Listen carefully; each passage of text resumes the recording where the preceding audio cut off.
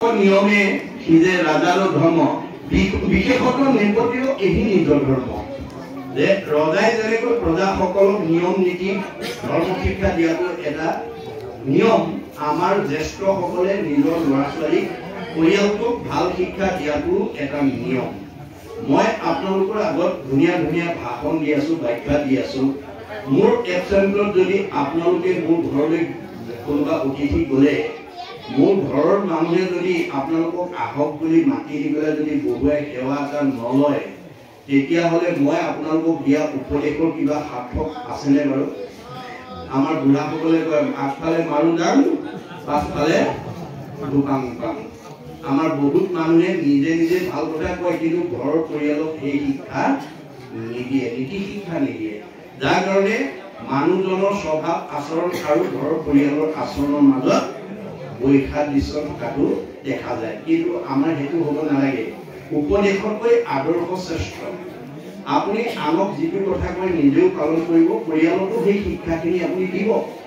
তেতিয়াহে ল'ৰা ছোৱালীয়ে জানিব, তেতিয়াহে মানে বোৱাৰীজনীয়ে জানিব, তেতিয়াহে শাহু বুঢ়াজনীয়ে জানিব। গতিকে আপুনি জনা কথাখিনি নোকোৱাকৈ নাথাকিব। আমাৰ ভাগৱতত কৈছে যিবা পঢ়ে যিবা শুনে শুনাবই আনক পাঁচ চাৰি সিও যায় দিছপুৰ স্থান। আজি আপোনালোকৰ সকলো পৰিয়ালৰ মানুহ অহা নাই, দুজন এজনে আহিছে। আপোনালোকে আজি এই পাঠৰ পৰা যিখিনি কথা বুজিলে বা শুনিলে তাৰ দুই এটা কথা গৈ ঘৰৰ পৰিয়ালক ক'ব লাগে। ক'লে মানে আপোনাৰ কথা শুনাৰ লগে লগে আপুনি ইয়ালৈ আহি যিটো পুণ্য পালে তেওঁ ঘৰতে থাকি সমান পুণ্যৰ অধিকাৰী হৈ যায়। সেইকাৰণে এই কথাবোৰ আমাক ভাগৱতে ইংগিত দি আছে, সেইখিনি আমি মানিব লাগিব। আৰু কৈছে যে তেবে পুষ্ট সুন্ত হৰি জগত ঈশ্বৰ যাৰ পুষ্টি বহিলে নাহি অসাধ্য লোকৰ। যেতিয়া আমি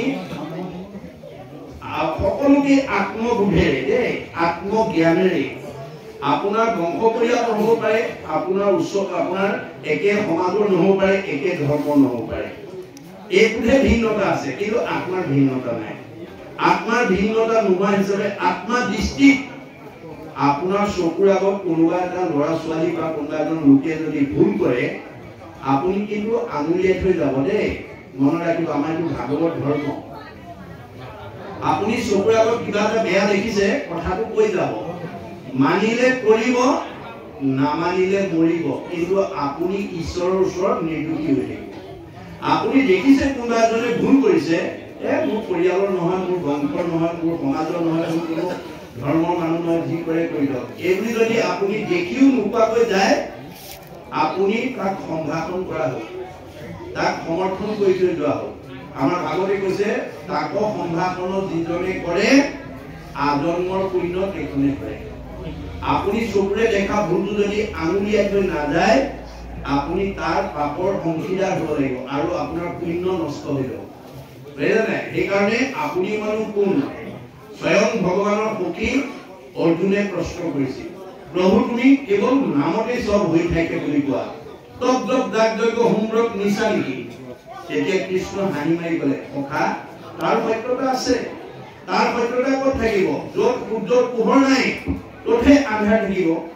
সূৰ্যৰ পোহৰ থকা ঠাইত যেনেকৈ আন্ধাৰ থাকিব নোৱাৰে ঠিক তেনেকৈ মোৰ সূৰ্য স্বৰূপ নাম য'ত নাথাকে তাতে তপ জপ যজ্ঞ কৰিব লাগিব।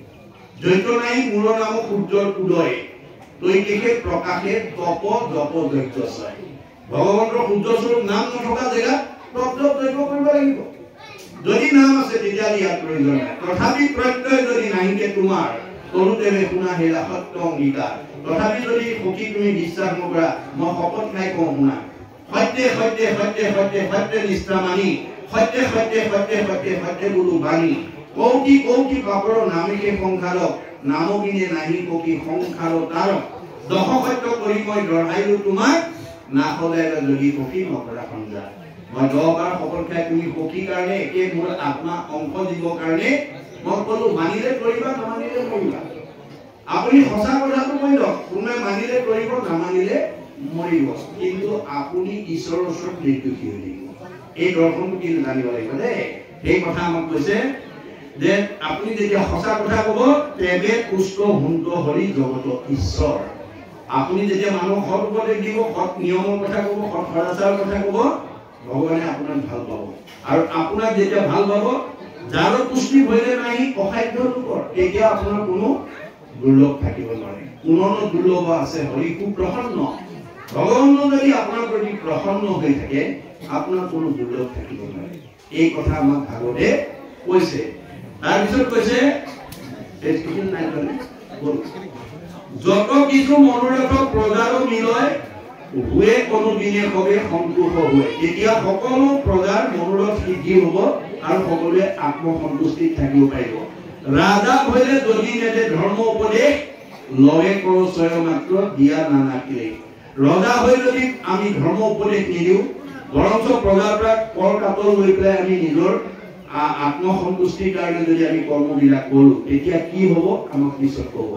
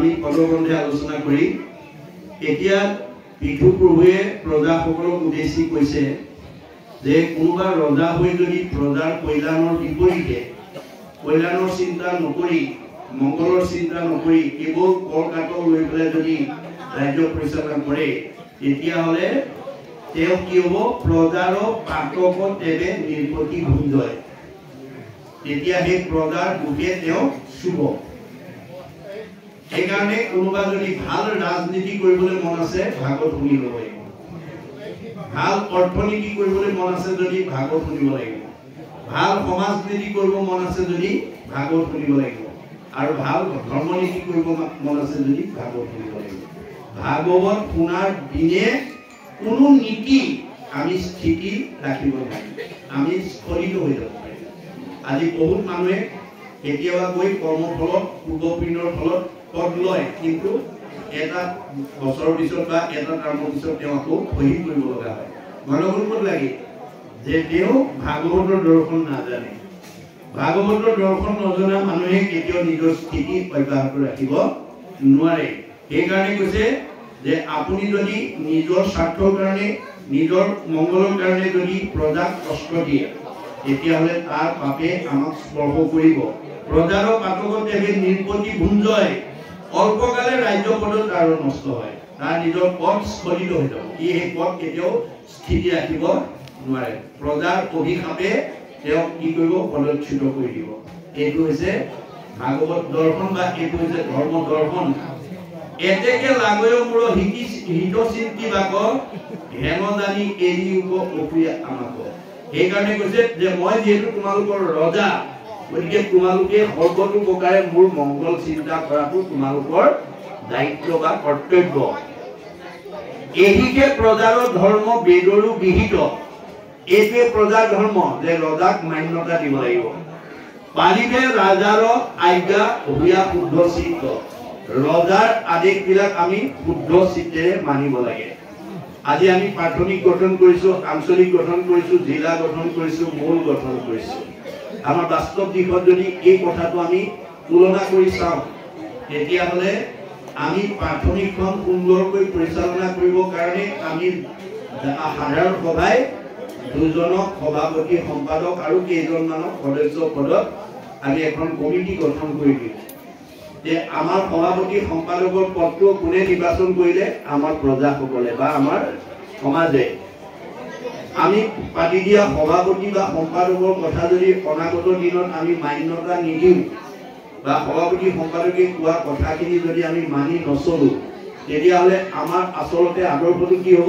আমি নিজকে অপমাননা কৰা হ'ব মনত ৰাখিব কথাটো আমি দিয়া দায়িত্বটো যেতিয়া তেওঁলোকে পালন কৰে তেতিয়া যদি ক'ৰবাত ভুল হয় আঙুলিয়াই দিব যদি শুদ্ধ কথাত তেওঁ শাসন কৰিব গৈছে আমি মানি চলিব লাগিব এইটো আপোনাৰ এই কালি হ্ৰদত যেতিয়া পানী খাই গৰু বৎসবিলাক যেতিয়া মৃত্যু মুখত পৰিলে তেতিয়া কৃষ্ণই আহি অমৃত দৃষ্টিৰে চাই চবকে জীয়ালে আৰু জীয়াই পেলাই ভাবিলে যে অনাগত দিনত যদি এই হ্ৰদত কালি থাকে আগলৈও এনেকুৱা ঘটনা হৈয়ে থাকিব সেইকাৰণে তেওঁ সিদ্ধান্ত ল'লে যে কালি ইয়াৰ পৰা আঁতৰাই পঠিয়াব লাগিব এইবুলি তেওঁ ভাৱনা লৈ কালি হ্ৰদত জাপ মাৰি দিয়ে জাপ মাৰি দিয়াৰ লগে লগে কালি আহি তেওঁ মেৰিয়াই ধৰি মৰ্মস্থানত দংশন কৰিলে দংশন কৰাৰ লগে লগে মানে কৃষ্ণ অচেতন হৈ পানীত ডুব গ'ল পাৰত হাহাকাৰ লাগিলে একদম মানে নন্দ যশোদাকে প্ৰমুখ কৰি গোপভক্তসকলে হা কৃষ্ণ কৃষ্ণ অবিহনে আমি কেনেকৈ জীয়াই থাকিম কৃষ্ণৰ নাম লাগিব কৃষ্ণৰ নাম লোৱাৰ লগে লগে কৃষ্ণ চৈতন্য হৈ গ'ল শক্তি পাই গ'ল আহাৰ পাই গ'ল গতিকে কৃষ্ণ সচেতন হৈ কৌশলগতভাৱে কালিৰ পাহৰ পৰা মুক্ত হৈ যেতিয়া হাজাৰ ফণাক উঠি পেলাই যেতিয়া নৃত্য কৰি পৃথিৱী ভৰ দি নাচিবলৈ লাগিল তেতিয়া কালিৰ মুখেদি তেজ ওলাবলৈ ধৰিলে বহুকে তেজ ওলাবলৈ ধৰিলে কালি মৰা অভিপ্ৰায় দেখি তেওঁৰ নাক পত্নীবিলাকে আহি ভগৱন্তক প্ৰাৰ্থনা কৰিলে প্ৰভু স্বামীয়ে তোমাৰ ওচৰত বহুত ভুল কৰিলে আমাৰ মুখলৈ চাই স্বামী কান্দি গ'লে ভকতৰ মানে ভাৱ কেতিয়াও ভগৱন্তই দলিয়াই নেপেলায়। ভগৱন্ত ভকত তেওঁতকৈ বেছি প্ৰিয়। যেতিয়া কালি পত্নীসকলে ভগৱন্তক যেতিয়া প্ৰাৰ্থনা কৰিলে তেতিয়া ভগৱন্ত সন্তুষ্ট, ঠিক আছে তোমালোকৰ স্বামী দান দিছোঁ, কিন্তু তোমালোক আজিৰ পৰা ইয়াত থাকিব নোৱাৰিবা, ভ্ৰমণ দিবলৈ গুচি যাব লাগিব। তেতিয়া কালিয়ে ক'লে, হে প্ৰভু তোমাৰ নিৰ্দেশ মানি ক'লে মই যোৱাত আপত্তি নাই, কিন্তু মই ওলাই গ'লেতো মোৰ গৰুৰ টুকিয়ে ধৰি মাৰি পেলাব। নাই নাই, এতিয়া আৰু তোমাক নোৱাৰে, তোমাৰ মূৰত যিহেতু মোৰ তোমাৰ ফণাত মোৰ ভৰি চিহ্ন কৰিছে, এতিয়া মানে গৰুৰে তোমাক মানে কোনো অনিষ্ট কৰিব নোৱাৰে, তুমি ভয় কৰিব নালাগে। তেতিয়া কালিয়ে কৈছিল, প্ৰভু তোমাৰ যিটো শক্তি, তোমাৰ যিটো মহিমাৰ পৰা মই উপলব্ধি কৰিছোঁ, তুমি আচলতে সাধাৰণ পুৰুষ নোহোৱা, তুমি এক ঐশ্বৰিক শক্তি সম্পন্ন, তুমি পৰম ঈশ্বৰ। গতিকে তুমি ইমান এজন ঐশ্বৰিক শক্তি সম্পন্ন ভগৱন্ত হৈ মই যেতিয়া তোমাক মৰ্মস্থানত ফুট মাৰি দিছিলোঁ, তুমি বাৰু কিয় মৃতপ্ৰায় হৈ পেলাই পানীত তললৈ ডুব গৈছিলা? এতিয়া কৃষ্ণই হাঁহি পেলাই কৈছে, হেৰা নাথ কালীনাথ, এই বিষ শক্তিটো তোমাক ময়েই দিছিলোঁ। যিহেতু ময়েই তোমাক এই শক্তিটো প্ৰয়োগ দিছিলোঁ, এতিয়া শক্তিটো প্ৰয়োগ কৰাৰ ক্ষেত্ৰত মই মান্যতা জনাইহে মই মৃতপ্ৰায় হৈ পানীত ডুবি গৈছিলোঁ। কাৰণ এই বিষ শক্তি তোমাক মই দিছিলোঁ, মই দিয়া শক্তিটো প্ৰয়োগ কৰোঁতে যদি ময়েই মান্যতা দি দিওঁ, তেতিয়াহ'লে মোকেই জানো অৱমাননা কৰা নহ'ব? গতিকে আমি সভাপতি সম্পাদক দাঁত পাতি দিওঁ, সভাপতি সম্পাদকে কোৱাৰ কথা যদি আমিয়েই নামানো, যে আমাকে জানো অৱমাননা কৰা নহ'ব? গতিকে আমি সদায় মান্যতা দিব লাগিব। তেতিয়া মানে কালিয়ে কথাটো বুজি পালে আৰু তেওঁ ভ্ৰমণ দিবলৈকে পঠাই দিলে। গতিকে ঠিক তেনেকৈ এতিয়া তেওঁ কৈছে, এইহে প্ৰজাৰ ধৰ্ম বেদৰো বিহিত, যে এইটো মানে প্ৰজাৰ ধৰ্ম আৰু বেদৰ বিহিত নিয়ম, যে ৰজাই কোৱা কথাবিলাক প্ৰজাই মানি চলিব লাগে। পালিবে ৰাজাৰ আজ্ঞা ভূঞা শুদ্ধ চিত্ৰ, আৰু প্ৰজাসকলক তুমি শুদ্ধভাৱে পালন কৰিব লাগে। আমি পিতৃ মাতৃ হিচাপে আপোনপৰ দেখিব নালাগে। আমাৰ বহুত পিতৃ মাতৃয়ে নিজৰ ল'ৰা ছোৱালীকেইটাৰ ভিতৰতো আপোনপৰ দেখে, কাৰোবাক ভাল পায় কাৰোবাক অকণমান বেয়া পায়, সেইটো আচলতে হ'ব নালাগে দেই। আৰু নোহোৱাসকলৰ একো নাই, হোৱাসকলে যদি তেনেকুৱা স্বভাৱ আছে এৰি দিব আজিৰ পৰা। গতিকে পক্ষপাতটো আমাৰ উচিত নহয়। পালিবে ৰাজাৰ আজ্ঞা ভূঞা শুদ্ধ চিত্ৰ, হেন জানি কৰিব আমাৰ আদেশ, অন্তৰ্জামী দৃষ্টি কৰি ভজা ঋষিকেশ। গতিকে তোমালোকে মোৰ আদেশ পালন কৰি অন্তৰ্দৃষ্টিৰে ভগৱানক সদায় যাতে তোমালোকে ভক্তি কৰিবা, এই কথা মই ক'লো। অন্তৰ্জামী দৃষ্টি কৰি ভজা ঋষিকেশ, কৰিও আমাৰ পৰলোক উপকাৰ। আৰু মোৰ উপদেশ যদি মানি কৰ্ম কৰা, মোৰ ইহকাল পৰকাল তোমালোকে উপকাৰ কৰা হ'ব। কৰিও আমাৰ পৰলোক উপকাৰ। প্ৰজা ধৰিলে হুৱে পুত্ৰ সমান ৰাজাৰ, যে প্ৰজাসকল ৰজাৰ পুত্ৰ স্বৰূপ। তোমালোক আজি মোৰ পুত্ৰ স্বৰূপ। গতিকে তোমালোকৰ এটা দায়িত্ব বা কৰ্তব্য আছে, কি? পুত্ৰ ভৰিলে লাগে পিণ্ড দিবাক বাপৰ, মূৰ পিণ্ড দান হৈ ভজিলে ঈশ্বৰ। গতিকে তোমালোক মোৰ পুত্ৰ স্বৰূপে মোক তেতিয়াই পিণ্ড দিয়া হ'ব যদি তোমালোকে ঈশ্বৰক ভজনা কৰা। গতিকে আমাৰ বহুতে এইবিলাকত প্ৰশ্ন কৰে যে পিণ্ড দিব নালাগে। লাগে, বেদৰ নিয়ম। পুত্ৰ ভৰিলে লাগে পিণ্ড দিবাক বাপৰ, মূৰ পিণ্ড দান হৈ ভজিলে ঈশ্বৰ।